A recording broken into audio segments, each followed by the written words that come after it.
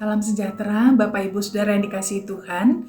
Kisah Para Rasul 9 ayat 36 sampai 42. Suatu saat di Yope ada seorang murid perempuan bernama Tabita, yang jika diterjemahkan berarti Dorcas.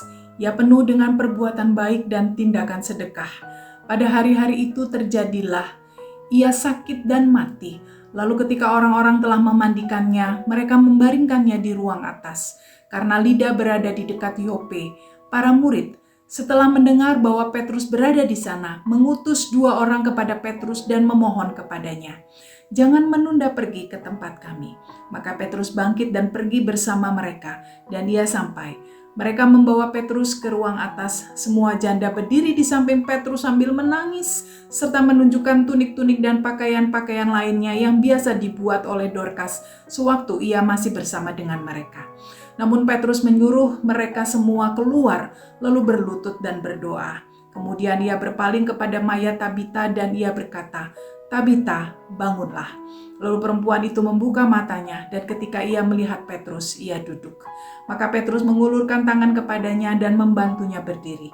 Kemudian sambil memanggil orang-orang kudus dan para janda, ia menunjukkan bahwa Tabita hidup.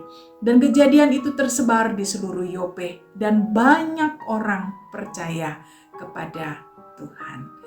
Nah, saudara, hal menarik dari kisah Dorcas ini adalah rasa sedih dan keterhilangan yang mendalam dari mereka yang mengenal Dorcas. Begitu sedihnya seakan-akan mereka sangat tidak rela jika Dorcas ternyata mati. Mereka meratapi kematiannya, dan mereka itu kebanyakan para janda adalah orang-orang yang tidak memiliki hubungan darah dengan Dorcas. Dengan kata lain, kebaikan hati Dorcas kepada merekalah yang telah menyentuh hati para janda tersebut. Kebaikan hati bagaimana? Rupanya Dorcas telah memberikan hatinya bagi mereka dengan menjahitkan baju, memberikan sedekah kepada mereka. Nah, saudara, terlepas dari mujizat yang dilakukan oleh Petrus dengan membangkitkan Dorcas dari kematian, menurut saya kesedihan yang sangat mendalam karena kehilangan seorang pribadi yang begitu mengagumkan, itu sudah cukup menggetarkan hati kita, bukan?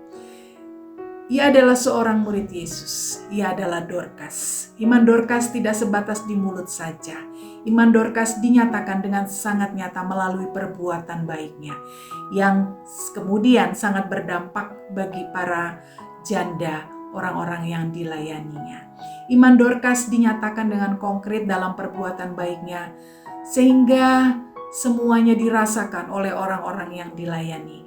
Sangat berdampak dan kemudian dikonfirmasi oleh Tuhan dengan membangkitkannya, sehingga semakin banyak orang yang memuliakan Tuhan melalui apa yang terjadi dan juga kesaksian diri Dorcas.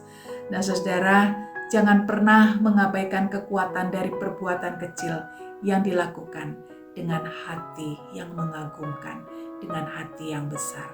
Inilah yang dinyatakan oleh Dorcas. Tuhan memberkati kita semua.